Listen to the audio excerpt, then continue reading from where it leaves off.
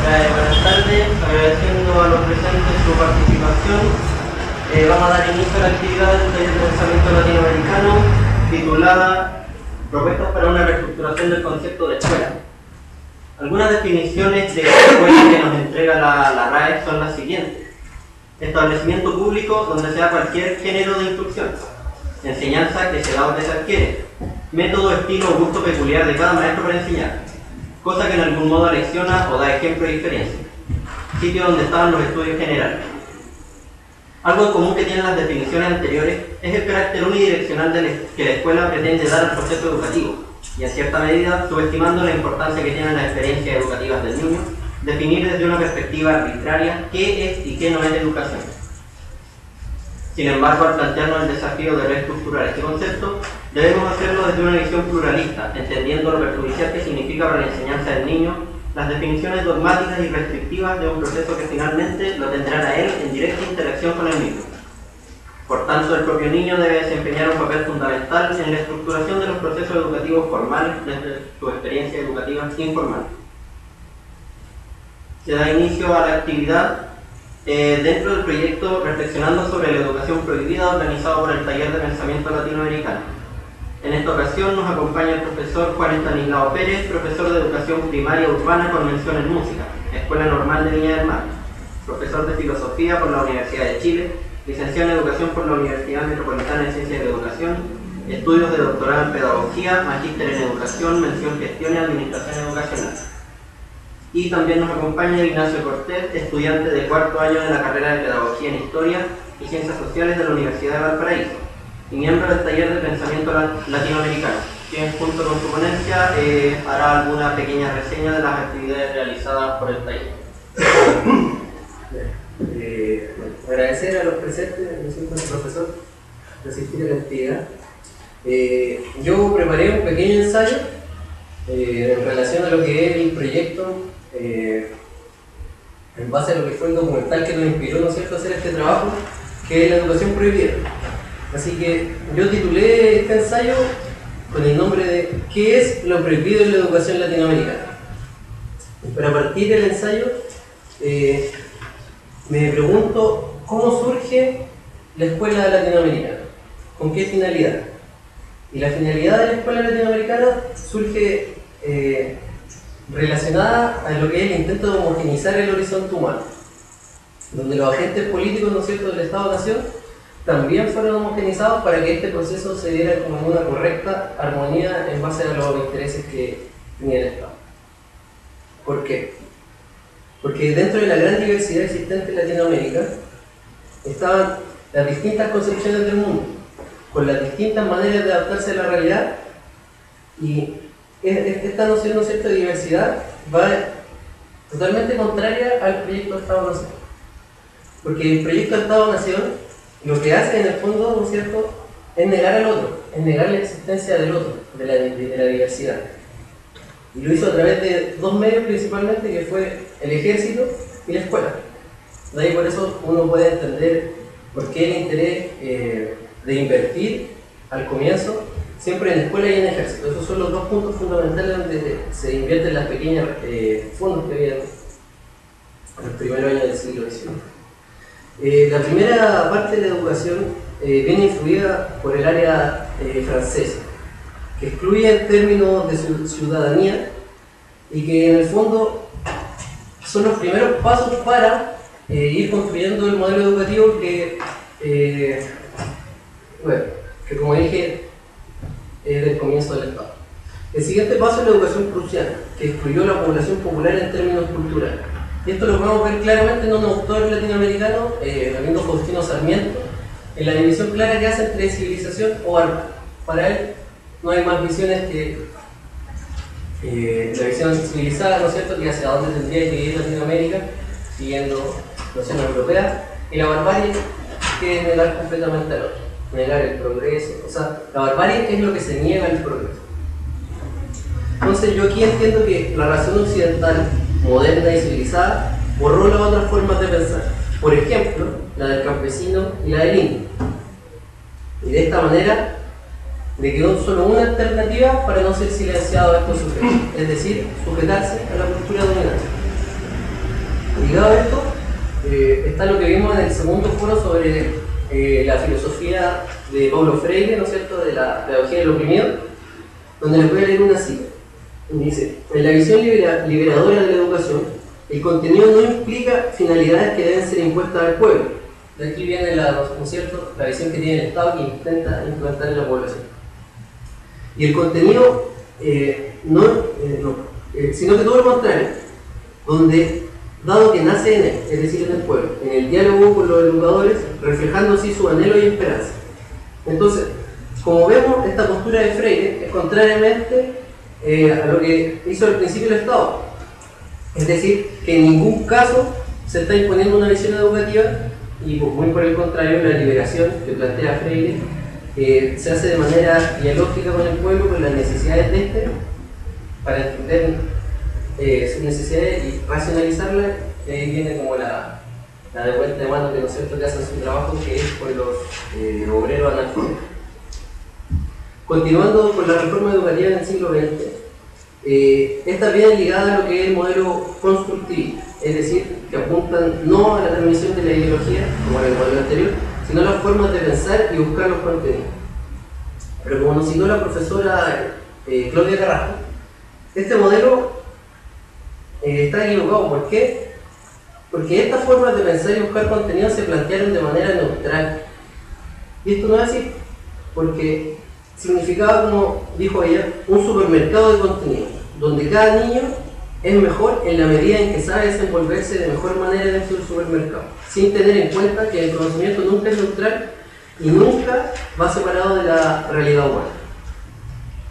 Entonces, la profesora se preguntaba de qué manera la represión en la escuela se hacía visible.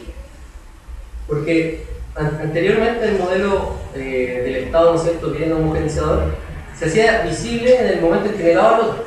Ahora, ¿cómo se hace visible si es que no nos están transmitiendo una ideología clara, sino que nos están enseñando formas de pensar? Entonces, si la opresión es menos visible, ¿cómo podemos estar seguros de ello? ¿Cómo argumentar de que la opresión existe o no? Y acá hay que buscar algunos resultados, como por ejemplo, cosas que han pasado actualmente en Chile. Por ejemplo, uno de cada dos personas dice estar plenamente feliz con el resultado de su vida. Cuando la escuela no enseña a leer críticamente, y aquí viene la encuesta de que solo el 50% de los niños que están en la escuela saben leer a un nivel de niños de 7 años de edad, según la encuesta PISA de 2009. También la educación, actualmente, ¿no es cierto?, como se trató en los años pasados, replica las desigualdades socioeconómicas. El mundo privado regula la educación. La educación se convierte en mercancía y todas estas cosas que estoy nombrando son como para dilucidar lo que es la represión, que es menos visible claramente en la sala de clases, pero igualmente se puede notar.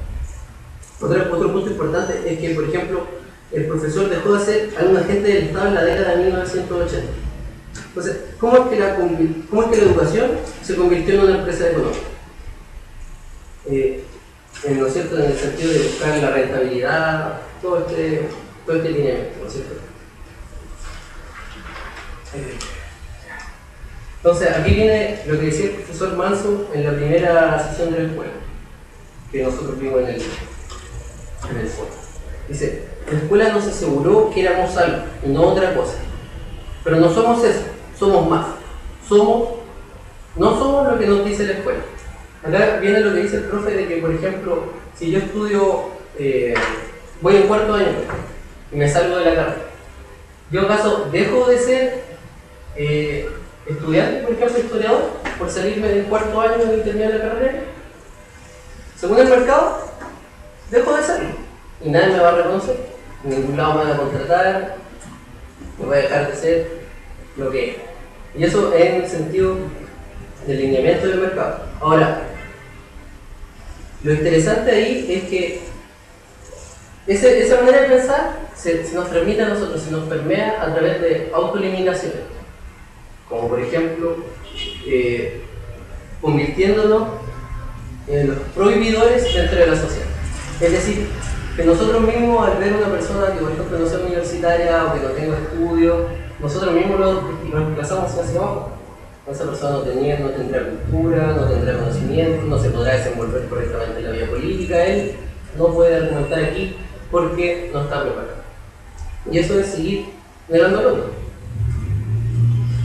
Entonces, lo que yo me pregunto aquí es, para diagnosticar dónde está el problema, debemos tener claro cuál es su origen y cuáles serían las implicancias para corregir el problema. Y para eso debemos dialogar como educadores con el pueblo, explicitando nuestra ideología, reconociendo que no es neutral ni la única, siendo honestos para realizar una verdadera liberación y no una evangelización o conversión. Esto es fundamental, ya que hace que el quehacer pedagógico no pueda ser aislado si la educación no se aísla. El quehacer pedagógico no se aísla en ningún sentido, ya que la educación es colectiva. Y acá esto lo podemos aplicar, por ejemplo, en el proyecto profesional docente, que busca, ¿no es cierto?, la individualización del docente y la competencia entre sus colegas para ir, ¿no es cierto?, subiendo los niveles y poder optar a mejores sueldos, mejores puestos, qué sé yo. Y esto es como súper contradictorio, porque si la educación es un proceso colectivo, que, ¿no es cierto?, se transmite de generación en generación y que cada uno de nosotros va poniendo su granito de arena, ¿cómo este modelo nos dice que la educación se va a mejorar si es que se individualiza? Es una paradoja completamente. Entonces, ¿dónde está el origen de esto? No fue el azar el que lleva a pensar que la escuela es sinónimo de educación, dice el documental. Ya que esta, es decir, la escuela es el mapa para aprender y la educación es aquella donde se produce el aprendizaje. Acá el documental muestra cómo una obra de Borges es llevada a la realidad educativa, en el sentido de que Borges relata la ocasión en que un cartógrafo trató de retratar tan bien la geografía de una ciudad que convirtió la ciudad en su mapa y la ciudad la aisló. Entonces, en el sentido en que, por ejemplo, la escuela se convierte ahora en la educación y la educación desaparece. Y esto no puede ser así, porque no excluye de que todos podamos ser educadores. Y exactamente es lo que está ocurriendo ahora, lo que está pasando de a poco. Ahora, ¿cómo conocer al otro? ¿Cómo intercambiar las ideas? ¿Cómo intercambiar las prácticas? Algo que hace poco apareció en la tele, el programa de Tolerancia Cero, ¿no es cierto? Humberto Maturana hablaba sobre el escuchar al otro, sobre la tolerancia y el respeto. La diferencia que había entre esos dos conceptos, que yo encuentro que es súper rescatable, bueno, y que paradójicamente a él le pasó lo contrario, porque él decía, ¿no es cierto?, hay que plantearse, por ejemplo, si yo voy en una discusión con otra persona, no puedo prejuiciarla y encontrar su discurso deslegítimo desde antes de yo conversar con él. Eso él lo definía como tolerancia. Sino que lo que debía haber para un real progreso es el respeto. Es escuchar al otro y entender que su diferencia lo hace ser igual a mí. Que su discurso tiene legitimidad. Y bueno, para él, después de haber todo esto, le dijeron que ya no quedaba más tiempo y que había que irse a comercial y todo eso. Bueno, son las paradojas que pasan en la televisión. Entonces, finalmente,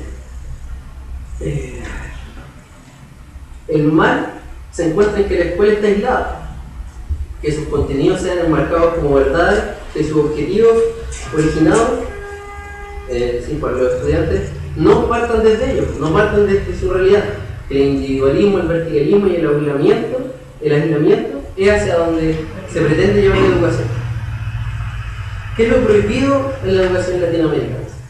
Paradójicamente, lo prohibido es lo latinoamericano.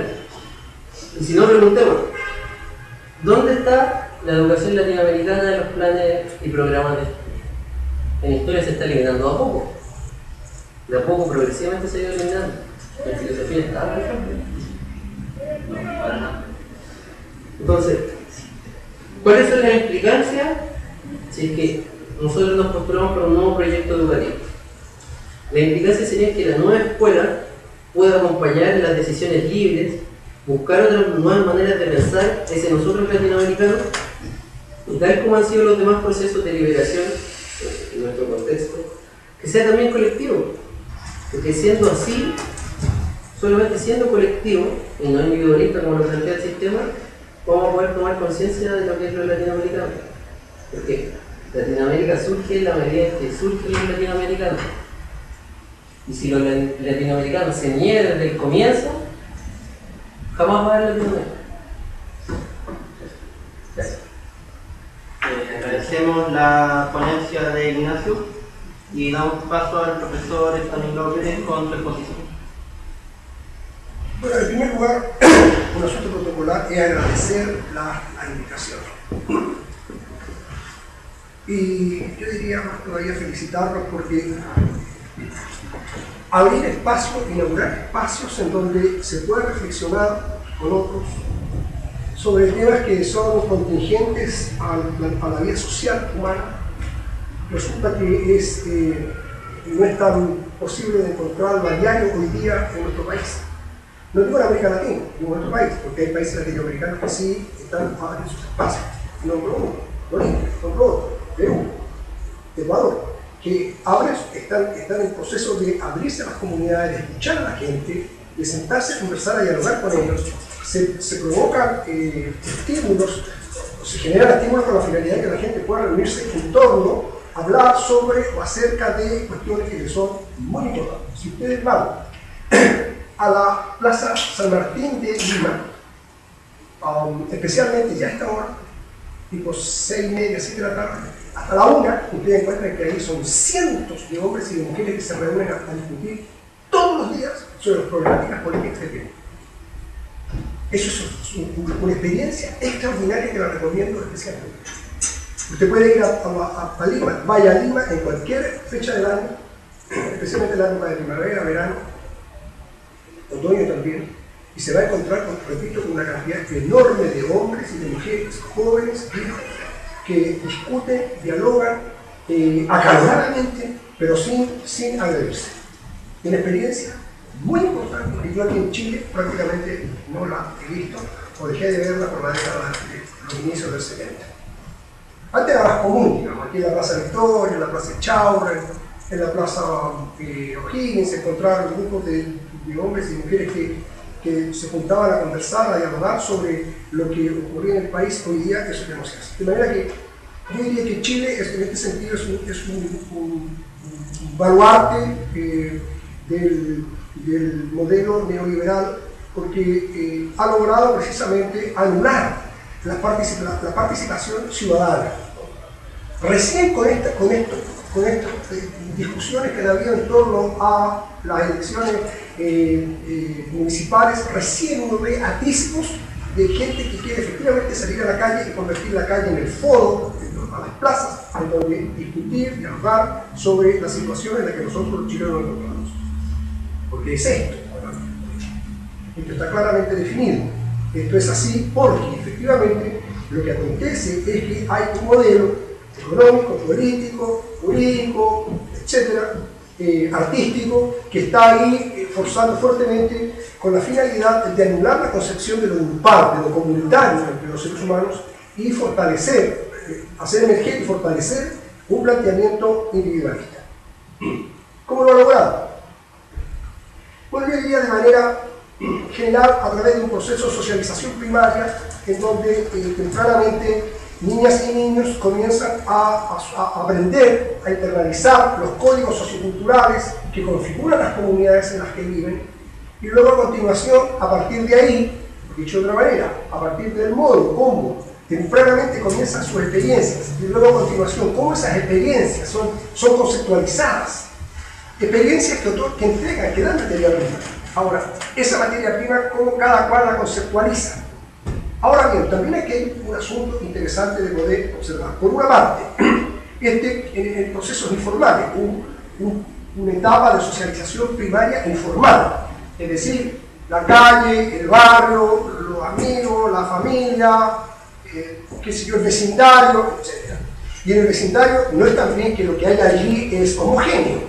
Es homogéneo en algún sentido, no completamente, porque en el barrio encontramos los católicos, encontramos los, qué sé yo, los evangélicos, y depende de qué tendencia sean, ¿no? Y los mismos católicos, de qué tendencia sean, encontramos aquellos que no están metidos en el tema de la iglesia, encontramos aquellos que no están metidos en el tema político, encontramos aquellos que son fuertemente radicalizados en el tema político, y en consecuencia entonces, cada cual, en la medida en que ha ido conceptualizando su materia prima desde lo variado, va entrando en un proceso de interrelación, en un proceso subjetivo, intersubjetivo, activo, fuertemente influenciado por el modo como esta persona ha, repito, conceptualizado las experiencias. La experiencia con el papá, con la mamá, con los hermanos, con la familia, en la escuela, etc. De manera que cuando hablamos de comunidad, hablamos del barrio, hablamos del vecindario, no quiero decir que todos piensan igual, todos son igual, y por lo tanto hay un fenómeno de similitud social y cultural única, cuando en verdad no existe. Puede darse en el plano económico podría darse, ¿no? En el plano laboral podría darse, pero encontramos con alguien que desempeña en un cargo, en otro allá, otro que trabaja aquí, etc. Hay una diversidad. Lo que quiero decir es que desde el comienzo de nuestra vida nos encontramos solo con diferencias. No hay más que puras diferencias.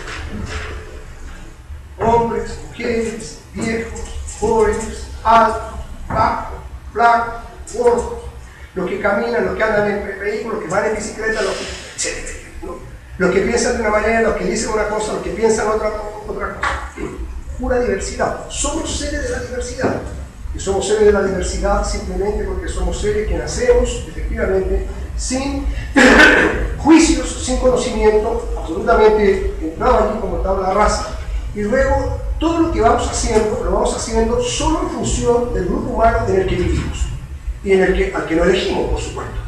Nacemos ahí, nacemos con esta señora que es la madre, nacemos con este caballero que es el padre, y a partir de ahí, por supuesto, se nos organiza, se nos arma nuestra existencia. En el mundo de la socialización primaria, informal, tenemos la televisión, con todos estos agentes, digamos, la prensa, etc. Y por supuesto, la televisión en términos de sus contenidos. Y aquí hay que poner especial atención en este sentido. Hago un paréntesis. Lo que hoy día la televisión nos está entregando en términos de contenidos, hablo de la televisión chilena, en términos de contenidos, corresponde precisamente a aquello que el compañero decía recién respecto de la invisibilidad del sistema. Está dado ahí, precisamente, a través del faranduleo, de que esto, etc. Porque eso hace, primero que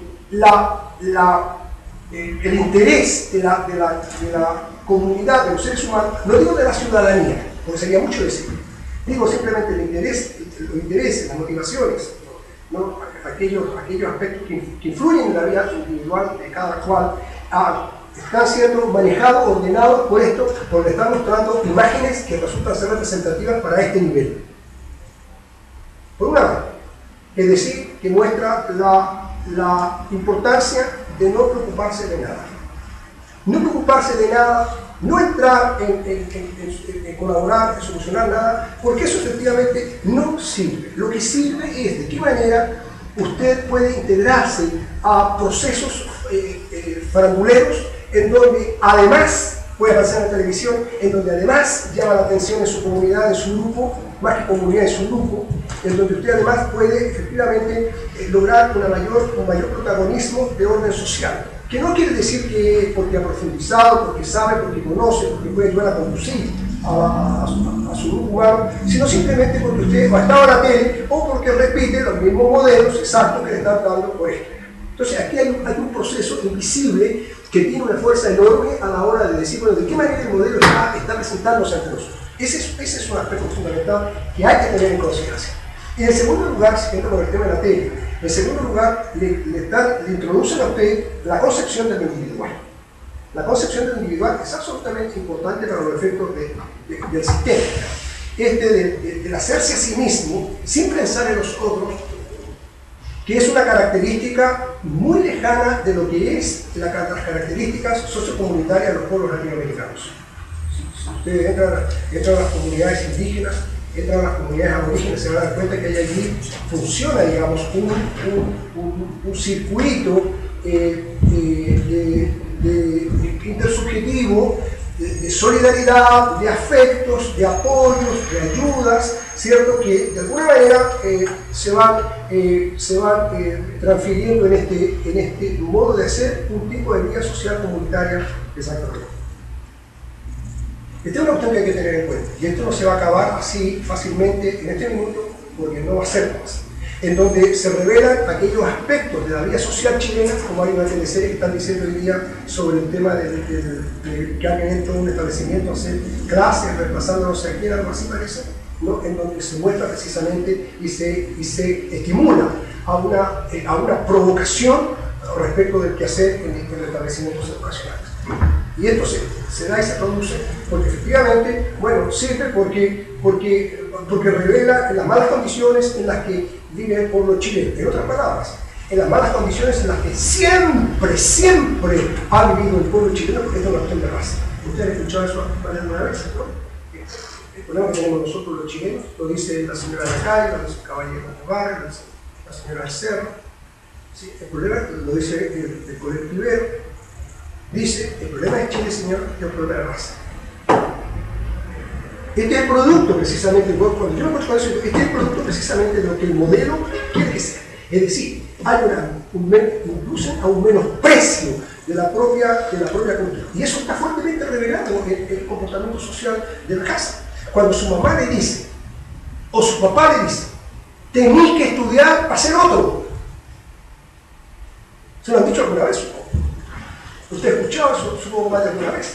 Que alguien quiere estudiar para ser otro.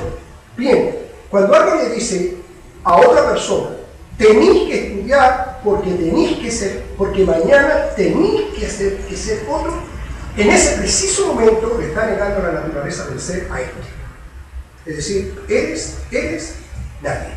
Y esa concepción acerca del ser nadie es la que se va quedando. De manera que cuando el propio sistema, que de alguna manera habla, estimula, potencia, y que los niños y las niñas entren a establecimientos educacionales, pero sin los apoyos respectivos, cuando el mismo ser humano abandona el proceso por alguna razón económica, emocional, familiar, etc., ¿sí? Entonces pasa a ser efectivamente un nadie.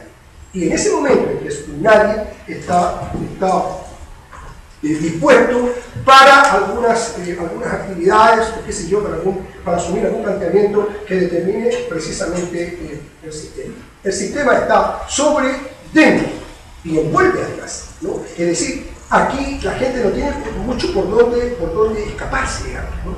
Porque el sistema es de una perversión absoluta que hace precisamente que cada ser humano definitivamente renuncie a ser quien es, desde el punto de vista del ser que es, en términos de sus pensamientos, en términos de su fe, de sus intereses, de sus motivaciones, para definitivamente entrar a este mundo que le ofrece tarjetas, que le ofrece esto. De manera que el modelo también se sitúa en un plano de, diría yo, en un plano de falso, de estimular que la gente estudie, pero al mismo tiempo coarta la posibilidad de desarrollo real, porque no conviene a un Estado como el Estado chileno, desde sus inicios, no es conveniente que haya que los ciudadanos que están en su interior, quienes le dan, quienes potencian este ser que hay, ¿cierto?, puede efectivamente desarrollarse, porque es peligroso para los propios fines del Estado. De manera que aquí hay un tema significativamente importante. Entonces, ¿qué se ha hecho? Se ha hecho una cuestión muy importante, significativo, digo yo, relevante. Es decir, se ha creado un tipo de establecimiento educacional para el proceso de socialización primaria y secundaria formal, que eso sí va a ser escuela, no la familia, porque la familia no califica, no pone nota, no da certificado, no es sistemático, no está sistematizado el proceso de socialización primaria informal. No es que la mamá le enseñe una cosa y el día siguiente muy bien te va a enseñar otra y ahora a continuación te va a dar un certificado, porque no pasa nada, absolutamente nada. El mundo de la informalidad en el proceso de socialización es riquísimo. A mi juicio es el más importante, mucho más importante que el proceso de socialización formal. Porque el proceso de socialización formal está manejado por libros, y los libros están ahí. El proceso de socialización informal es un proceso en el que se juegan fundamentalmente los intereses de los niños, los intereses de las niñas, los intereses de la gente joven. Es decir, el niño va a ir a jugar una pichanga si quiere ir o no quiere ir. Eso es un problema que no resuelve. El establecimiento educacional no hace pichanga, hace fútbol. Y si hace pichanga, lo hace en el recreo, ¿sí? En donde tiene cierta libertad, pero de todas maneras se siente obligado, exigido por el comportamiento social a cumplir con lo que el grupo dentro del ámbito social formal le determina que es lo que hay que hacer. Este es un tema que a mi juicio es muy importante. El Estado claramente dio cuenta de que en verdad la única manera de poder avanzar como Estado y desarrollar estas naciones, digamos, en términos con la visión de un universo político, era a través de la educación. Y para eso entonces la educación no podía ser dada libremente, sino que tenía que ser necesariamente dada a través de una institución. Y en ese sentido aparece la escuela. La escuela es precisamente no solamente la imagen más potente del Estado al interior de la sociedad, sino que la escuela es la institución de mayor eficacia para los intereses que el Estado tiene respecto de cómo domesticar a un pueblo. Eso hace, efectivamente. Cuando yo digo esto en el Congreso a los profesores, ¿qué les digo? La que queda. Empieza inmediatamente la gente. Yo tengo 30 años, profesor. Yo digo, mire, yo tengo 50 años. Cumplí 50 años el 1 de marzo, haciendo clases. 50 años. El 1 de marzo del año 2012. Empecé el año 1962. Y quiero decirles esto. En verdad, la gente lucha mucho respecto de los temas de la escuela y defiende la escuela sin darse cuenta efectivamente cuáles son los propósitos reales de la escuela. La escuela es una institución que como la cárcel, que como el psiquiátrico, ¿sí?, captura a niñas y niños y se esfuerza por domesticarlos dentro de sus propósitos. La escuela, para que la escuela lleve a cabo su labor, se ha impuesto un currículum. A la escuela se le dice, esto es lo que usted debe enseñar, los contenidos, un plan de estudio. Estos son los contenidos que usted va a hacer, estos son los contenidos que usted va a tratar y los va a tratar desde este punto de vista, es decir, la metodología. Y desde ese punto de vista, efectivamente, lo que acontece es que, como decía el compañero, el currículum, la escuela, la institucionalidad educativa son siempre ideológicamente cargados. Es decir, la tendencia ideológica de la escuela, la tendencia ideológica que se produce en la cultura escolar, la tendencia ideológica que se revela en los programas, la tendencia ideológica que se revela en los modos de calificar las metodologías y las evaluaciones, tiene que ver precisamente con esto que digo yo, que se trata de dominar a un grupo humano con la finalidad de que sirva a los intereses que quienes dirigen el Estado, no del Estado, porque si no hay ser humano no hay Estado. Lo que hay que decir es que respecto de quienes dirigen el Estado, ¿sí?, aunque cambien de gobierno, finalmente usted tiende a verlo, siempre hay, digamos, siempre tienen sus propios intereses. De acuerdo con eso, entonces, es que ordenan los procesos socioeducativos en nuestro país y fuera de en todas partes. Y siempre ha sido así. Siempre. No hay ninguna posibilidad de descargar ideológicamente a los contenidos socioeducativos. Ni una posibilidad. Ya sea en Cuba con el viejo Castro, ya sea con Stalin, ya sea con Pinochet, ya sea con discípulos de Bayer, con Hitler, discípulos de Bayer, con Frank, por donde vaya, Salazar en Lisboa, perdón, en Portugal. Los dictadores latinoamericanos en Nicaragua, en Guatemala, en Ecuador, Paraguay, Stroessner. Ustedes por donde vaya se encuentran con individuos que el Estado, es decir, el conglomerado de individuos que sostiene, ¿sí?, lo instala con la finalidad de que sirva a sus propios intereses.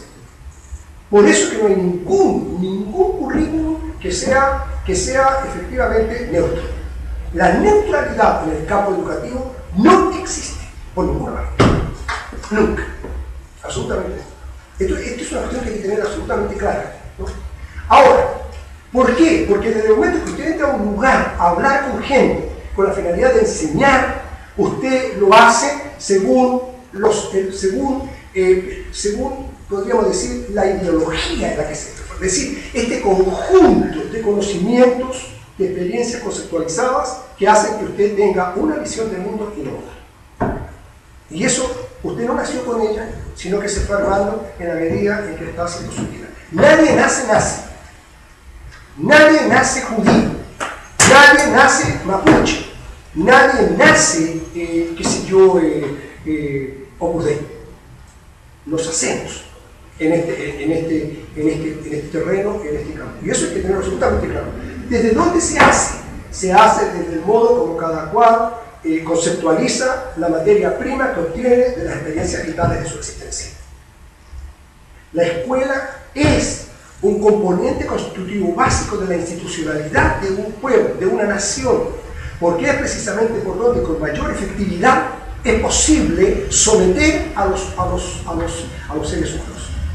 El hecho de certificarlos, el hecho de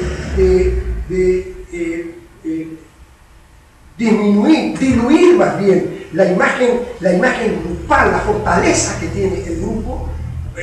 Para disminuir precisamente esa fortaleza es que se generan todos estos premios al mejor compañero, a la niña más linda, al compañero mejor deportista, al que llega todos los días temprano, al que cumple siempre con las tareas, y que van a establecimientos educacionales en donde hay una pared entera con fotografía del alumno del mes, de la niña del mes, del profesor del mes, de los directores del mes, etc.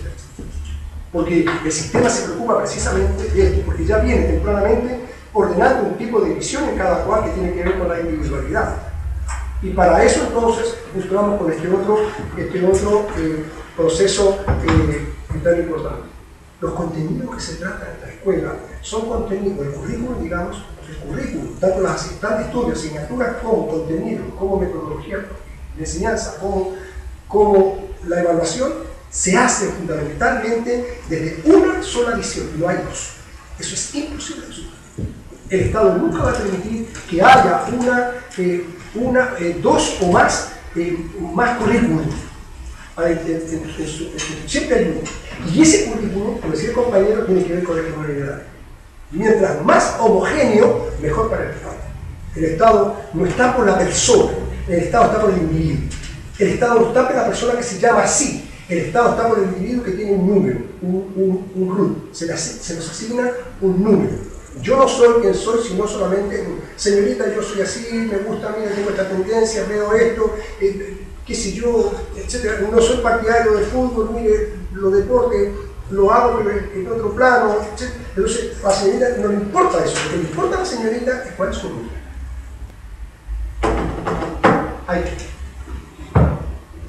Esta es una cuestión sumamente importante, porque el Estado efectivamente lo que hace es homogeneizar con la finalidad del mayor control.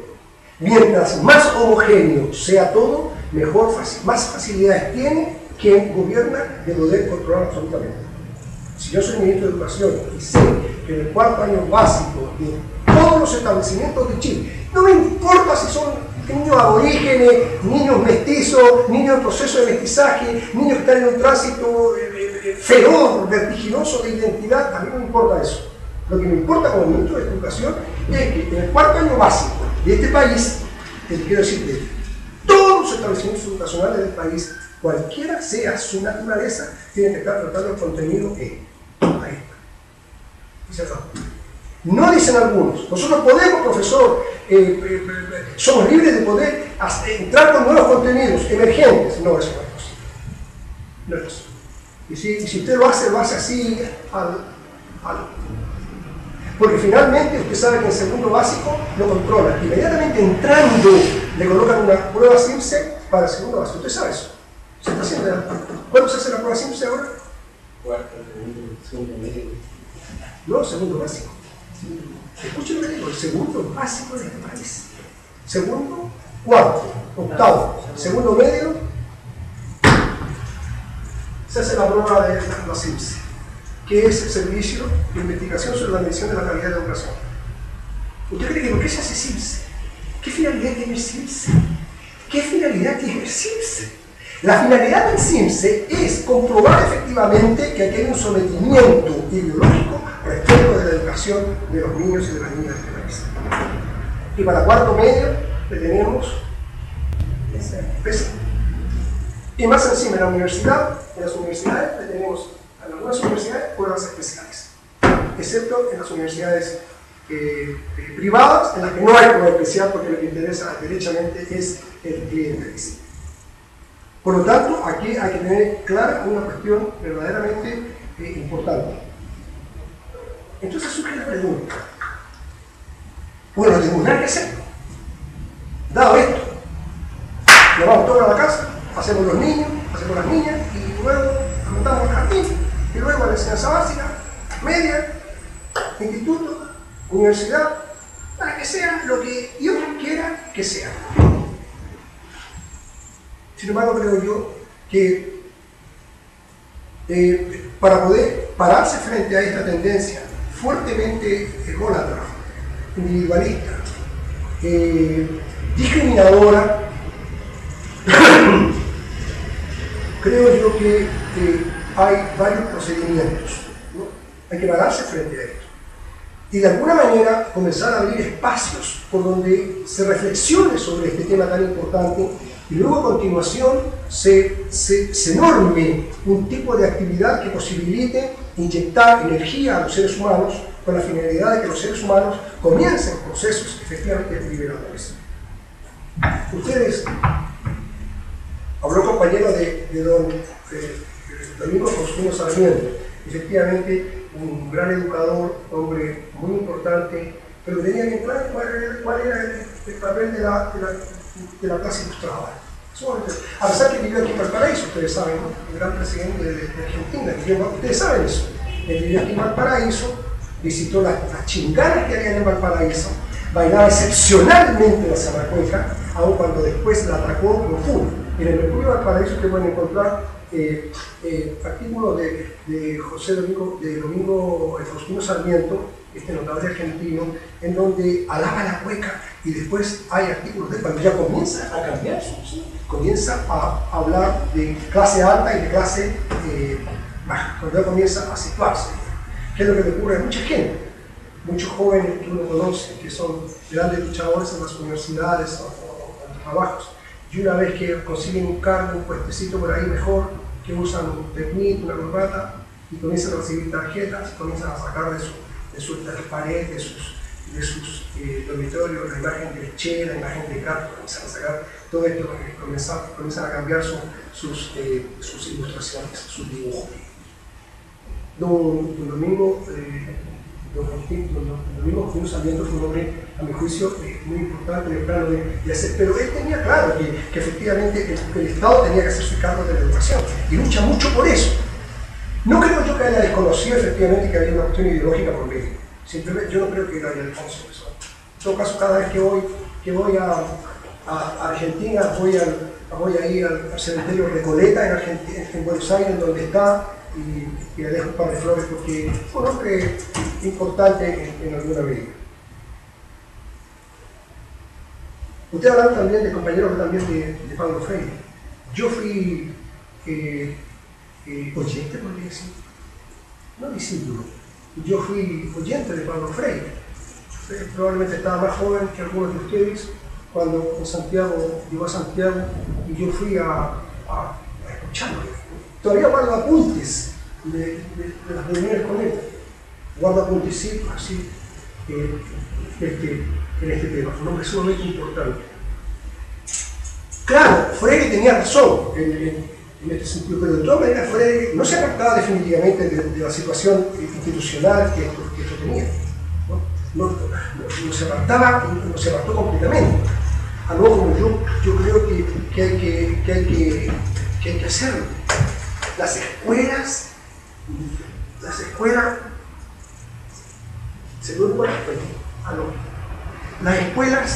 marcan a los niños, a las niñas, de manera que cuando dicen que dan una formación integral, eso es falso. Lo que eso es una formación parcializada, sesgada, ¿no? de celdas, una educación enceldada, ¿no? Los niños ven así el mundo, todo se ve así, segmentado, ¿no? De manera que muy difícilmente niñas y niñas pueden tener un discurso que efectivamente valga la pena, porque los profesores no están en eso, sino los profesores están precisamente no en un desarrollo integral de niños y niñas. Los profesores están fundamentalmente en el traspaso de contenidos. Cuando hay gente en este país que dice que hoy día el proceso educacional chileno en las escuelas va por el lado de una educación integral del niño y que la niña y el niño se han convertido en el núcleo del proceso educativo, hay que decirle que esa gente está enferma realmente de regalía. Nunca el sistema educativo chileno se ha movido ni un ápice de su núcleo central duro que es precisamente la materia, el contenido. Eso es lo que finalmente nos interesa. Por eso el CIMSE, segundo básico, cuarto básico, octavo básico, segundo medio y luego cuarto medio. Por eso la PCU, porque la PCU lo que mide, el CIMSE lo que mide, no es el desarrollo que efectivamente como persona tienen los niños y las niñas, sino cuánto dominio tienen sobre los contenidos que los profesores, las materias que los profesores les han pasado. Matemáticas, el lenguaje, etcétera, y en otros el currículum, por cerrar esta parte, el currículum no considera las diferencias individuales, ni una. No importa, repito, porque el currículum es uno solo, es absolutamente homogéneo, no permite nada relacionado con esto. Para ver más adelante lo que les voy a decir sobre este mundo. No hay contenidos que tengan relación o un currículum que permita el reconocimiento de la identidad aborigen de los pueblos indígenas que tenemos nosotros en nuestro país. En Chile, estimada y estimados, se hablan 7 idiomas diarios. 7 idiomas. Quechua, interior de Antofagasta.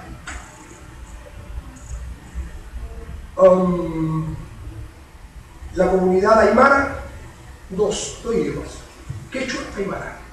3, una fuerte recuperación del Punza. En este minuto. No se habla completamente, usted entra a San Pedro de Atacama y se entra hacia Tocón, qué sé yo, usted se da cuenta que no se habla, pero sí hay, usted se da cuenta que hay mucha gente que está registrando entre los viejos y las viejas, no se habla. Tenemos quechua, aymara, Rapa Nui, todos los días. Estoy diciendo los idiomas que se hablan todos los días, mañana y tarde, no solamente cuando llegan los folcloristas a hacer estos estudios de saltos y qué sé yo, sino cuando llegan los turistas, ¿no? Sino que se habla todos los días.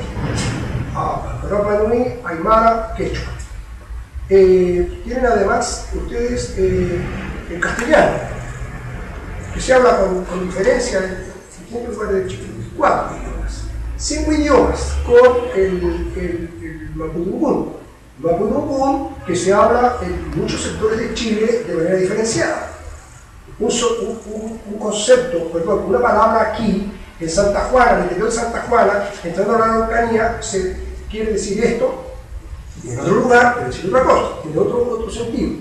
Hay una configuración dialéctica respecto del mapudungún. El mapudungún es un idioma fortísimo, ¿no? Un tronco potente que tiene que ver con la identidad nacional.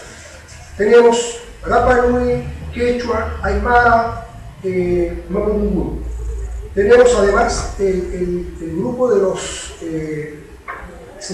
Cahuéscas, que son 2 o 3, pero se habla, porque se habla. Y esa gente tiene un valor incalculable, porque relegan a través de la palabra un universo, un mundo, un universo, una estructura con su contenido que está desapareciendo.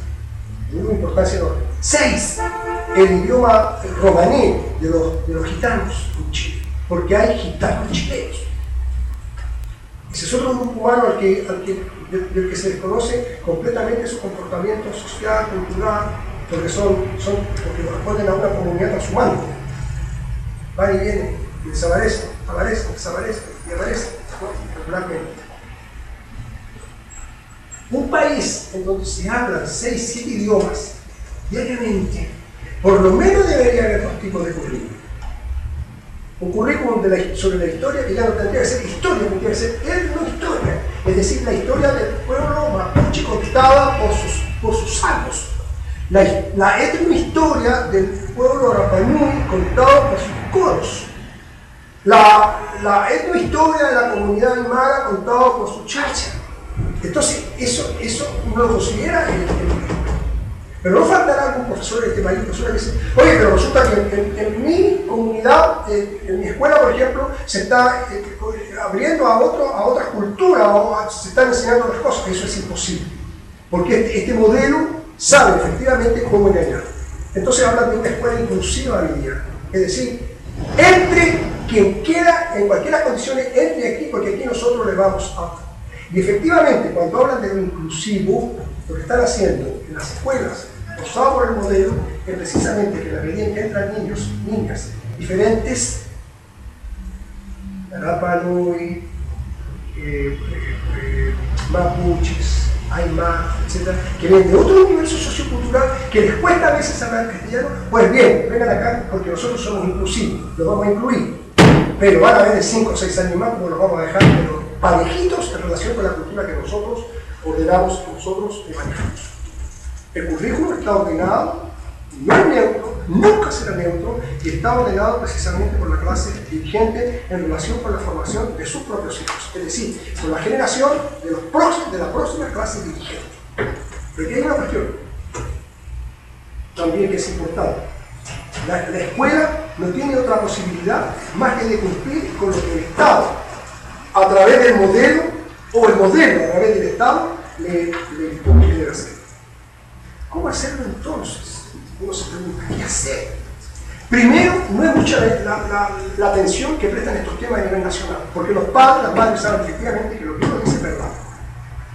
Es así. Pero, ¿qué hago en el día? Con el niño en la casa, con la niña en la casa. Se queda separado, aislado completamente. Yo tengo que incluirlo. La escuela dice, traigan a sus hijos, aquí les enseñamos, pero en verdad no se les enseña, se les instruye. Lo que dice la Real Academia de la Lengua respecto de cómo conceptualiza la escuela es eso precisamente.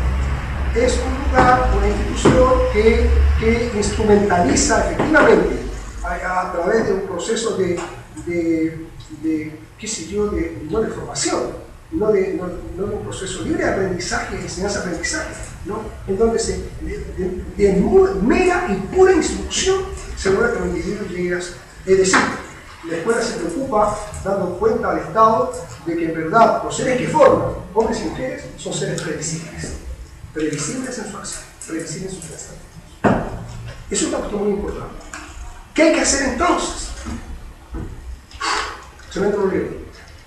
Lo que habría que hacer, yo estaba trabajando en esa época, cuando conocí a Freire, yo trabajaba en poblaciones de Valparaíso, en el Cerro Playa Ancha, arriba, ¿cómo se llama esta parte allá arriba? Montedónico, porque lleva el nombre Montedónico, porque el nombre de don Juan Montedónico, que fue un estupendo director de escuela italiana, que fue regidor por el Partido Demócrata Cristiano en Valparaíso, un hombre extraordinariamente estupendo. Era un tipo brillante, don Juan. Y don Juan, por supuesto, su apellido sirvió para dar la relación Montedónico en Playa Ancha. Hay una biblioteca incluso abajo, en la inicio central por ahí, que lleva su nombre, Biblioteca Juan Montedónico. Un hombre verdaderamente extraordinario, como un diputado de apellido Lazar, que lleva su nombre, otro establecimiento educacional que hay en Playa Ancha, cerca de Londres. Yo trabajaba ahí en el sector de Puertas Negras cuando era terrible, era francamente terrible. O sea, era una situación verdaderamente compleja. Yo entraba ahí porque tenía talleres de alfabetización. Entonces, cuando un profesor de la universidad me dijo, usted no tiene nada que estar estudiando filosofía y vayas a Santiago y un caballero que está enseñando, un brasileño está enseñando. Yo partí a Santiago y el caballero que estaba enseñando esta porquería se llamaba Pablo Freire. Yo seguí trabajando con eso, tomé algún asunto de orden metodológico para Pablo Freire, pero luego empecé a buscar mis propias cosas, porque aquí hay una cuestión que es clara. En el proceso de aprendizaje coincidimos todos los seres humanos. En el proceso. ¿Cómo es el proceso? Ahí no coincidimos todos eso. En el proceso en cuanto a los contenidos, tampoco coincidimos todos los seres humanos. Si yo, por ejemplo, organizo un taller sobre etnoeducación, qué sé yo, en la isla de Pascua, efectivamente lo que hay que hacer es que hay que trabajar con los contenidos que le dan sentido a la isla donde usted está viviendo. Se nos saca ninguna cosa cuando viene a contar la historia de la guerra del Pacífico, absolutamente. Porque efectivamente, bueno, ir a aparecer allá a la hora que yo hable de Arturo Prat, lo primero que va a hacer es se van a pegar una silbatina tremenda. Que hay una historia de Arturo Prat.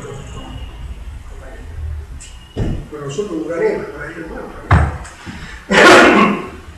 Si estoy trabajando con un grupo de ancianos, un grupo de niños jóvenes, adolescentes o de gente adulta, qué sé yo, en la comunidad en Putre, por ejemplo, en Socoroma, la verdad es que no trata de aquellos contenidos que tienen que ver con la cueca brava, por ejemplo. ¿Usted me entiende? ¿Sí? Voy a ir con la cueca brava y disfrazo a los hombres de la fiesta que haga cueca brava. Probablemente van a decir que muchas gracias, pero que eso no les interesa. Si voy a enseñar cueca a una comunidad de Cholchol en la 9ª región, probablemente me van a decir los amigos vascos, los amigos mapuche, ¿sabe, profesor? En realidad eso a nosotros no nos interesa. Eso no está dentro de nuestra cultura y los contenidos que usted trae aquí no son aquellos que van de acuerdo. De manera que hay que distinguir aquí una cuestión que es absolutamente clara. Es extraño que en la medida en que la escuela ha ido trabajando los últimos 100 años con esto de educar integralmente, de incorporar contenidos, etc., haya ido al mismo tiempo a la par, parejamente podríamos decir, ¿sí?, con la desaparición de contenidos socioculturales distintivos de comunidades específicas en nuestro país. Quiero decir que de aquí a 5 años, 15 años más, los últimos estudios sobre Mapudungun en la 9ª región, hay comunidades que lo habrán perdido el idioma completamente. Ha habido un esfuerzo tremendo en la isla de Pascua de los muchachos por recuperar el idioma y en gran medida lo han logrado. Pero son esfuerzos individuales, no son esfuerzos gubernamentales en este sentido bueno, ¿cómo hacerlo? Creo yo, así como lo hacen ustedes. Se juntarán 10, 15, 20 y echar a andar un proceso. No olviden que Jesús partió con 12, ¿no? Por lo tanto, de aquí a 2000 años es probable que haya algunas diferencias en este sentido. ¿Qué hacer? No importa que usted trabaje en un taller de 4 o 5 personas, no importa eso, porque nosotros los seres humanos somos seres de la sinergia.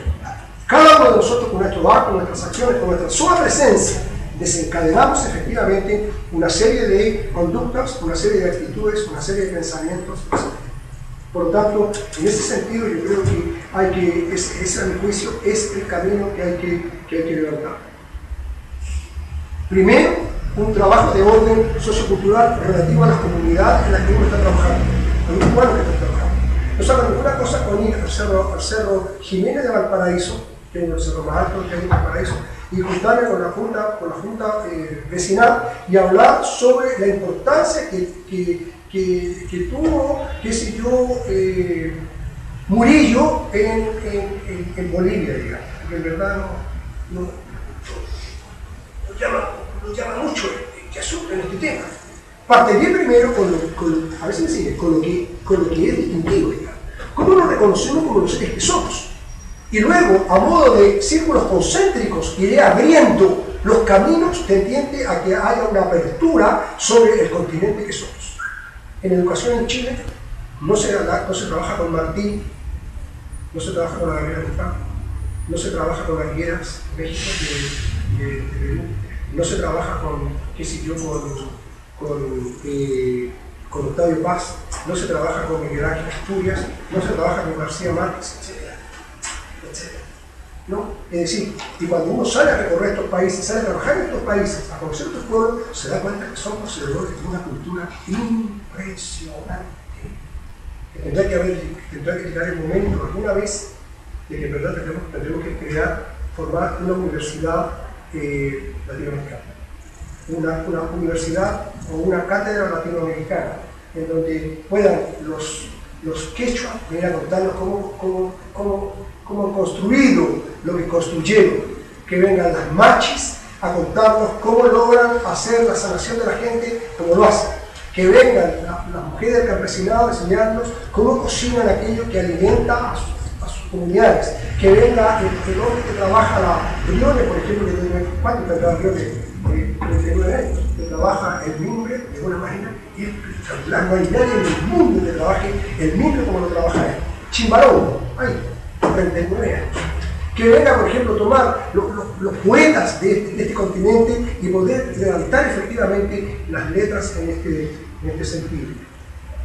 ¿Cómo es posible que cada comunidad, a través de este proceso etnoeducativo, pueda precisamente hablar, reconocerse en términos de lo que efectivamente es? Creo que hay que avanzar por ahí, hacer talleres en las comunidades, en los grupos, ir a las juntas vecinales, trabajar en las plazas, ir a las cárceles, trabajar con los hombres y las mujeres que están detenidos, trabajar con los grupos de ancianos y de ancianas. Yo, por ejemplo, trabajo con dos grupos de tercera edad, más de tercera edad, para la parte de allá, que salimos los días sábados a recorrer Valparaíso, y lo hacemos desde las 9 de la mañana hasta las 2 de la tarde. Y luego, a continuación, cada cual se va a su casa. Cuando nos juntamos la semana siguiente, cada persona, cada mujer, cada viejo, llega con escrito, pero tiene que ser escrito a mano. ¿Sí? Es escrito a mano para poder contar qué es lo que ustedes tienen idea, porque yo he aprendido sobre eso. Y he aprendido lo que tienen idea. Profesor, mire, en este cerro tengo parado aquí me hicieron y aquí nací. Este es el cerro Molino, tal parte. Hoy día el cerro. Profesor, mire, esta playita chiquitita que hay aquí en la avenida Costanera, en Altamirano, la avenida Altamirano, de Playa Ancha hacia allá, ¿sí? Yendo hacia el faro, ¿sí? Hay playas. Usted se asoma por el mundo y escucha que hay pequeñas playas. Se saben los nombres. He aprendido lo que no tienen idea. Como yo creo que han aprendido del proceso de donde se han ido viviendo unos con otros. Hay un profesor que dice, esto es lo que vamos a hacer. Una comienza a hablar, el otro la sigue, no la sigue, discuten, dialogan, acordamos algunas cosas y luego a continuación, gente que sabe entrar en este campo. ¿Por qué no hacerlo con la gente obrera, por ejemplo? Uno dice, ¿cómo es posible que los establecimientos educacionales en este país se cierren a las 7, 8 de la noche, estén cerrados? Deberían recién comenzar a abrirse para poder recibir a los jóvenes obreros de este país, a las mujeres obreras de este país que quieren estudiar. ¿Cómo es posible que tengan los computadores programas seguramente para que no se los roben? Bueno, la gente cuando está aprendiendo se los roba. ¿Cuándo la gente daña y roba? Simplemente cuando la gente siente que la escuela es una institución que refleja, que revela la injusticia, la inequidad del sistema social en el que estamos insertos. Entonces la destruyen. Cada vez que vayan por una parte y encuentren una escuela con los vidrios rotos, ¿sí? Ustedes tienen que pensar esto. No es que la gente mata. La gente de alguna manera, en otra mujer, se revela ante la injusticia en la que vive. Si la escuela la abriéramos a las 7 de la tarde y tuviéramos profesores y profesores que trabajaran con la gente con una idea distinta de cómo hay que educar en este país a los seres humanos, entonces las escuelas nunca se quedan destruidas. Eso sería impensable. Si yo como director abro mi escuela para que la escuela en la que yo dirijo, estén los computadores abiertos para que vengan viejas y viejos a estudiar, que el gimnasio esté abierto para que vengan los jóvenes a jugar, que haya salas de clase donde haya hablando una determinada materia. Una materia, no una materia, ¿cómo podemos decir?, de contenido curricular determinado, sino una materia que el profesor, a alguien se le ocurra, y que venga otra persona, un viejo que decime, ¿sabe qué? Me gustaría hablar sobre esto. Hay gente interesada para que lo escuchen, váyanse a esta sala y hablen sobre esto. Que haya un salón en donde la gente pueda entrar a discutir por otras problemáticas que tiene. Esa es una escuela verdaderamente activa. La escuela es posible transformarla, cambiarla, pero para eso hay que formar, hay que transformar, cambiar, modificar, desestructurar y reestructurar de acuerdo a los procedimientos a los futuros profesores de Chile.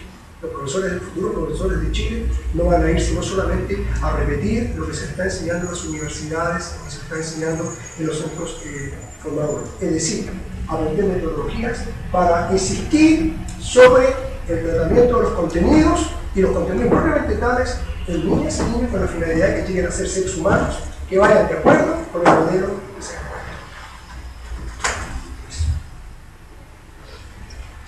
Agradecer Agradecemos al profesor Estanislao por su ponencia y ahora damos paso a la ronda de preguntas, de reflexiones acerca del tema tratado. Se abren las palabras. Yo creo que igual hay que reiterar algunas cosas de lo que dijo el profe, ¿no es cierto? De abrir la escuela porque, por ejemplo, las familias no se empoderan de lo que es la educación de los hijos. A ellos los mandan y creen que ahí se van a formar. Como le digo, profesor, le encargo a mi hijo, por favor, trate de que, no sé, que sea más responsable, que sea más estudioso, sabe que a mí en la casa no estudia, no sé, se porta mal y cosas. Trate usted de arreglar. Y no puede ser, ¿no? Porque lo más importante dentro de la historia del niño, ¿no es cierto?, desde que empieza a surgir en la familia. El responsable de que un hombre en el futuro no sea feliz, no se sienta pleno, es su vida familiar. Es lo que vivió desde sus primeros días de vida. Y si es que su familia no se interesa por su formación, y si además el modelo le impide a la familia entrometerse en lo que es su educación, ¿qué resultados se pueden obtener? Pésimo, obviamente. También, lo que decía el profesor, las escuelas están aisladas de su contorno, de su localidad, de su barrio, de la gente que trabaja ahí. Porque, por ejemplo, ¿de qué sirve, por ejemplo, tener una escuela técnica ya en tal parte si los niños no quieren eso? Sino que por su nivel socioeconómico se le impuso que la gente más pobre tiene que ir a las escuelas técnicas y perpetuar así su nivel socioeconómico. No puede ser. ¿Dónde está la igualdad que dice tener el sistema? ¿Dónde está la oportunidad? Porque después dicen, entonces usted es flojo si no obtiene buenos resultados. Y eso se ve todos los días, pues si lo hemos escuchado una y otra vez. Ahora, por otra parte, también está lo de la participación democrática, que se dice, usted, la elección que tiene es elegir en qué escuela van a su hijo. Ahí está la libertad, ahí está la democracia. Ese es el único nivel donde se puede alcanzar la democracia y decir, ya yo quiero aquí, y si no le gusta, ya se va. ¿Y dónde está la real participación? No existe. Como decía el profesor, los planes y programas de estudio están reglamentados desde el ministerio, desde personas que ni siquiera son profesores, a veces que ni siquiera han estado en una sala de clase, para decir que es lo importante, y no que hay que enseñarle a los niños. Y otra cosa que, si uno no dice desde dónde está parado, desde dónde se plantea para ser educador, es completamente alborado. Como dije anteriormente, el conocimiento jamás está, y como decía el profesor también, jamás está alejado de alguna ideología. Uno no parte hablando de la nada y no parte diciendo que la educación es algo que se inventó o que siempre, no, que algo que siempre estuvo, que está en la naturaleza del hombre, no.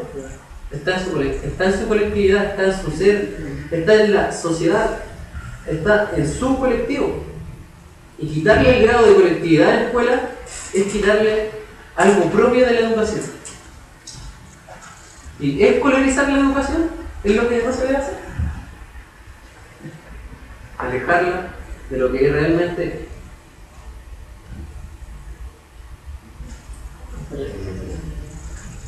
No, varias cosas. Yo creo que igual era un poco del intento de dejar de lado el esencialismo, de decir, o sea, dices cosas que la educación tiene que ser lo que es, o la cultura tiene que educar, sin preguntarse qué es la educación. Porque en el sentido y saliéndose un poco del lado de su análisis por los marxistas, de tratar como entes separados las particularidades de la totalidad. No hay educación si no hay un proyecto ideológico andando. Por ende, la educación hoy en día, entendida en la cultura occidental, no que de educación es que la educación ha sido comandada hacia un lado. De que el triunfo ideológico de la derecha liberal, claro, comandó para que la educación creara agentes liberales, individuales, libres, egoístas. Entonces, en ese sentido, también yo encuentro errada el análisis al decir que la familia tiene si no se compromete la familia a educar a su hijo, está errada o está equivocada, porque por un lado, la genialidad del Estado o de los que dominan crear esa, como dijo el profe, homogenización cultural, que hace que las lógicas culturales funcionen por sí solas. Entonces el hecho de abstracción real, no que siempre en un momento está actuando el Estado, sino que esa lógica funciona por sí sola. Entonces, como el Estado, los conflictos lo ha hecho suyo, y por tanto, en ese sentido, la lógica anarquista también la ha hecho suya, ha hecho que la familia sea desplazada, sea destruida solo que se ocupa el hecho del amor. La familia está para educar, para amar. ¿No? Entonces la educación ha sido desplazada. La familia, ¿por qué no se puede hacer cargo de la educación? Una, porque no tiene tiempo. Otra, porque claro, tipo que entra a las 7 de la mañana y llega a la casa a las 12 de la noche, no tiene tiempo de educar a su hijo. Otra, porque también en ella gustan las lógicas culturales individualistas. Entonces no es tan simple como decir, no, la familia no se hace cargo porque es así. Es porque hay una lógica cultural que la ha desmembrado, que la ha cumplido el hombre y la mujer, sirve para... No, yo tampoco creo eso. También lo que está en un análisis es que es el análisis del sujeto, claro, del profesor comercial, y también me molesta un poco el análisis estructural, porque claro, el currículo apunta hacia un lado. Pero en lo que estoy de acuerdo con ustedes es decir que el profesor tal vez le hace falta ese compromiso ideológico que lo lleva a plantearse cómo nosotros, reconociendo que el currículum, todas las falencias que dijo y todas las falencias de la escuela, pero dentro de eso cómo un profesor puede incidir para lograr un cambio.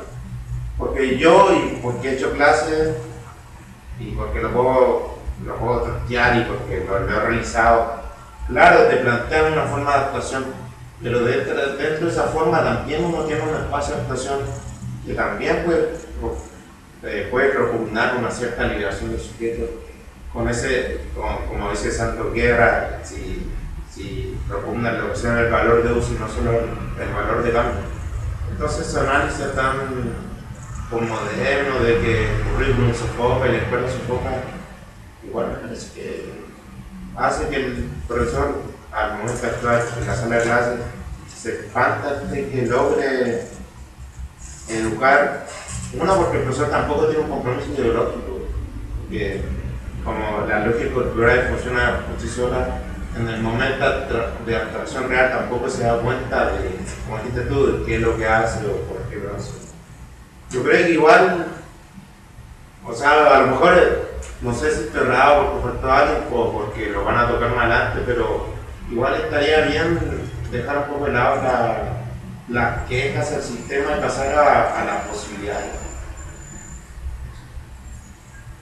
Sí, en ese sentido lo que nosotros planteamos, lo que yo planteé aquí en el ensayo, era que la escuela debía abrirse a la educación, en el sentido de hacer que la comunidad se empoderara del espacio, de que la tratara en base a sus necesidades, que mediante el diálogo, ¿no es cierto?, el respeto, lograra concientizar cuáles son sus necesidades. Porque cada comunidad, cada localidad tiene sus determinadas necesidades que no son las mismas que la localidad al lado. Incluso acá se puede ver un cerro a otro, qué sé yo, de una ciudad a otra. Por ejemplo, se puede ver de Viña, por eso son ciudades que están prácticamente unidas, son completamente diferentes, tienen necesidades completamente diferentes. Entonces, en eso está el empoderamiento que tiene la comunidad, porque si no es así, ¿quién lo va a hacer? Si no es así, lo va a hacer el Estado. Y el Estado va a homogenizarlo. ¿Cómo podemos utilizar una localidad? En el sentido de que transmite una noción como de identidad. Por ejemplo, cada vez que se celebran ciertos ritos, ciertos rituales como nacional, la medida en que, por ejemplo, el profesor se planta delante de la sala y dice: yo aquí no quiero ningún dictador, esto es una democracia. Y eso ya es prácticamente antidemocrático, porque imponer la democracia, por ejemplo, es imponer un modelo de orden social, que quizás la comunidad no ha discutido para nada. Por ejemplo, si yo me planteo ante personas que piensan así, significa que no va a haber diálogo, Porque para ellos el diálogo tiene que ser desde su perspectiva, desde su ahí. No es otro. Yo creo que los profesores tampoco están muy en condiciones, especialmente las nuevas generaciones, de entrar en los asuntos de medio. Tempranamente han sido desechadas. Tempranamente, a través de un proceso de socialización formal, la escuela se ha preocupado de quitar precisamente esta situación. Es decir, cuando llegan a la universidad, llegan ya limpiecitos, absolutamente. Ya llegan con tarjetas, llegan con celular, varias cosas. Que de una manera u otra están cautivados por el sistema económico, absolutamente. Los profesores y las profesoras en este país no pueden hacer las huelgas, los grandes paros que hacíamos nosotros en el pasado de 2 meses, 60 días en huelga. Y aquí en Valparaíso, aquí en esta plaza, aquí, ustedes tendrían que haber visto profesores que son viejos hoy día en la facultad, en la universidad, luchando aquí en esto, fines del 50, comienzos del 60, absolutamente, en otras condiciones. Por eso se perdió, sin temor a que nos dijera el presidente de la época, don Jorge Alessandro Rodríguez, nos dijera, bueno, los profesores que no se integren mañana al trabajo quedan todos despedidos, pero no nos integramos, y nos quedamos 15 días más para que aprendieran, que nosotros no era cosa de decirnos asunto. Al final, nos pagaban absolutamente el club, empezamos a hacer clases y ganábamos generalmente las luchas, las reivindicaciones que solicitaban. Y ya no se puede, porque la profesora y el profesor tiene que pagar celular, tiene que pagar, ya está cautivado por un sistema. Y derechamente todos saben que al interior de un establecimiento educacional en el cual llegan a tener la buena suerte de trabajar y que pagan regularmente bien, no pueden botar ese dinero porque ese dinero sirve para la cosa de la vida práctica, efectivamente. Y en ese sentido queda de lado y se desecha la oportunidad de poder trabajar desde el punto de vista ideológico con los alumnos en el supuesto caso de que alguien ciertamente vaya con claridad respecto al tema y sienta que cuando uno entra en un establecimiento educacional lo que va a hacer es precisamente a colaborar, no a formar, uno va a colaborar con alumnas y alumnos, con niños y niñas en términos de su desarrollo. Y fíjate, cuando dice alumna, alumno, quiere decir sin luz. Ustedes saben eso.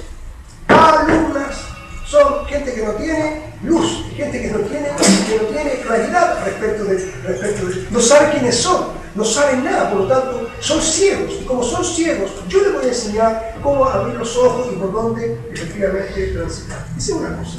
Lo otro es que la formación pedagógica de alumnas y alumnos están en tránsito, en camino para ser profesoras y profesores, tampoco entran en este tipo de discusiones. Si tienen que estudiar un autor, se estudia el autor. En filosofía, un autor, Nietzsche, y se acabó. Ahora, ¿qué vamos a hacer con Nietzsche en la sala de clase? Bueno, se le importa a nadie. Aquí lo que tratamos de formar son intelectuales, gente que ame el conocimiento, pero que no vea más posibilidades que la de solazarse con la lectura de Nietzsche. Y yo leo a Nietzsche y yo y la verdad es que, ¿para qué me sirve a mí como profesor si tengo que entrar a una sala de clases a hablar sobre la problemática que los jóvenes, las niñas y los niños tienen hoy día en el mundo? Es un problema tremendo. Y porque los profesores que forman profesores en este país como en otros no están preocupados precisamente de los desarrollos reales de las sociedades, siempre están preocupados de... No son profesores. Sí, no, porque o sea, en un trato mañana que vamos a empezar a ver el gran problema es que veíamos que los profesores que enseñan en la universidad no son profesores. Esa es la primera crítica que yo hago. Quien no es profesor no puede enseñar a alguien. Y si alguien es profesor, que demuestre una experiencia de carrera. Si no tiene experiencia de aula, no puede. Simplemente. Yo me he encontrado con gente que en la universidad hacen gárgaras con autores, citan desde la academia, entran a una sala de clase y los alumnos de octavo año, segundo medio, a los 5 minutos que tienen fuera de la sala de clases. Fuera. Sacados. En algunos casos, casi violentamente. No les sirve el de la formación que han tenido, porque ustedes se habrán dado cuenta que siempre son más alejadas las prácticas tempranas que los alumnos tendrían que estar realizando. Esta vinculación con el medio, cuando uno habla de vinculación con el medio, en las universidades se entiende que es hacer conciertos, traer a Kant para que haga, o qué sé yo, o revivir a don Eugenio Pereira Sada, que fue profesor mío, cuando Mario Ronco al campo, que también lo fue, como premio nacional, los dos primeros grandes premios nacionales de historia de este país, revivirlo y que entren a... Y le lea a Pereira Sari, Pereira Sari está perfecta. Lo que pasa ahora en este minuto, ¿cómo nosotros armamos estos campos de discusión, estos círculos dialógicos en donde la gente se nutra, los niños y las niñas se nutran respecto de sus posiciones? Hay niñas y niños que se aburren del establecimiento educacional, pero por supuesto que tienen que aburrirse, saben más de lo que los profesores están enseñando, se aburren, entonces comienzan a originar problemas. Entonces abarcamos, tomamos el tema desde el punto de vista disciplinario, no es resto de económico. Y lo otro, para finalizar esto, la familia ha sido paulatinamente invisibilizada, deprimida, decaída, paulatinamente, absolutamente. El modelo exige que haya más trabajadoras, más trabajadores. Sacaron a la mujer del hogar, la llevaron, ¿sí? Descarnadamente se la llevaron al trabajo. La mujer cree que ganó, no ganó. No es que digo yo que tiene que volver a las prácticas esclavistas del pasado, no es eso. Pero la mujer ha sido conducida por otros caminos que son de equivocación. Las mujeres hoy día se han puesto al nivel de los hombres, en términos de los garabatos, están más a la mano. No se dan cuenta. Antes había que enamorarlas, ahora no es necesario. Antes había que escribirles poemas, no es necesario. Antes había que ahogarse en el mar, no es necesario. Están ahí a la mano, bueno, para hacer vida con ellas. ¿Entiendes? Entonces, ha habido una situación seria en este problema, una situación seria. Y a propósito de eso, entonces, ¿quién ejecuta el haber sacado, fíjate, a la madre de la casa, haberla sacado, y al padre haberle aumentado sus horarios? Con lo que significa la discriminación, que mujer y hombre en el mismo puesto, en las mismas funciones, ella gana un tercio menos de lo que gana él. Ustedes saben eso. ¿Sí? Ahora bien, ¿qué institución se hizo cargo de los niños, de las niñas, mientras la madre está trabajando allá? La escuela. En el gobierno de Eduardo Frei Ruiz-Tagle se amplió la jornada escolar a la jornada completa. En el fondo es madres, mujeres, váyanse a trabajar nomás, que nosotros nos vamos a encargar de sus hijos por lo menos a las 4 de la tarde, ¿sí? Y les vamos a enseñar algunas cosas. El tiempo que pasa entre la 1 y las 4 de la tarde para los niños es un periodo a veces generalmente gravoso. Porque los tienen ahí jugando al fútbol, jugando al palinchoque, jugando, corriendo, escuchando música.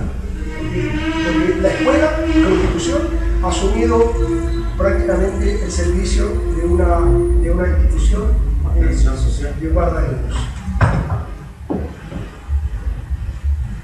¿Alguna otra reflexión, pregunta al respecto?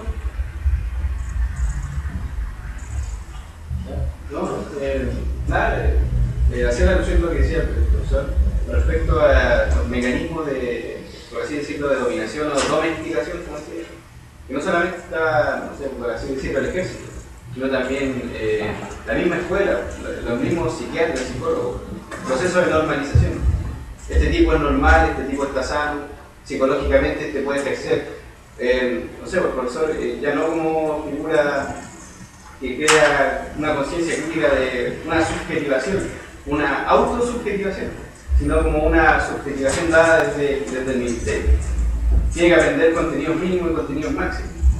Por así decirlo, y es importante eso que el docente, por así decirlo, el futuro profesor, se reconozca como un creador de, bueno, y un interlocutor de subjetividades.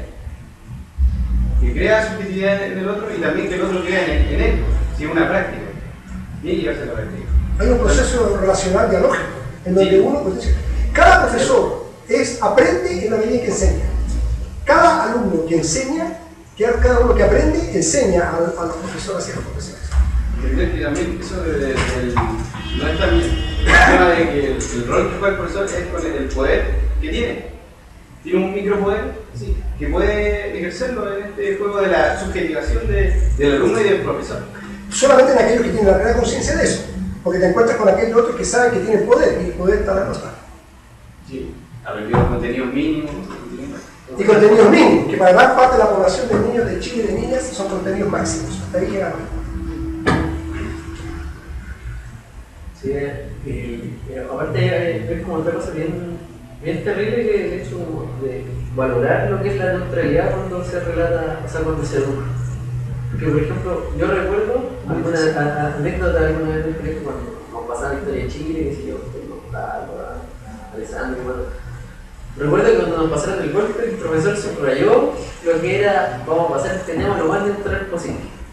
Y yo me acuerdo que en ese tiempo dije, qué bueno el profesor en realidad, el respeto, qué sé yo, y no, pues, es completamente errado, porque por ejemplo, sostener que la neutralidad es tan importante y que lo político como que se sataniza un poco, llevó incluso a lo que vivimos en las elecciones pasadas, de como 60 o 70% de abstención. Entonces, ¿dónde quedó la educación cívica?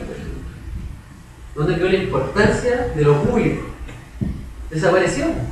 Ahora lo político no es lo importante. El dominio de la sociedad tiene que traspasarse de lo político hacia la sociedad civil. O sea, que el mercado diga qué es lo que va a regir y a la larga es lo que le ha pasado a la educación.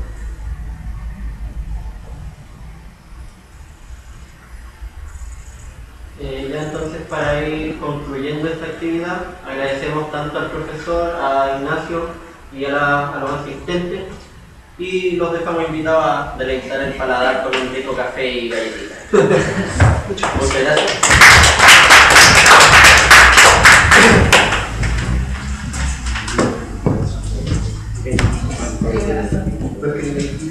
No, nada. Vamos, el roboto también hecho esto.